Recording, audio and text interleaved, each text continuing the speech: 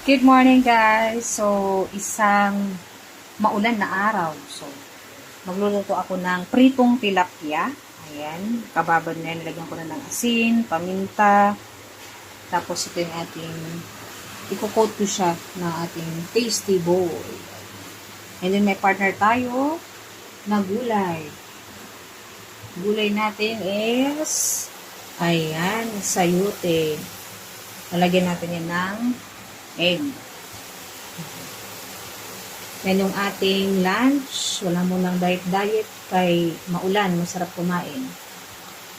Gumawa na rin ako ng sausawan. Ayan, sibuyas, kamatis. And then, meron kalamansi. Ayan.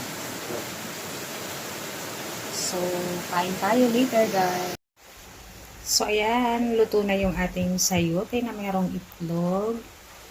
Ayan siya, guys. Medyo may kaunting anghang. Ayan. And then, magpiprito na tayo ngayon ng ating tilapia. Ayan na guys, mainit na. So, ilagay na natin yung ating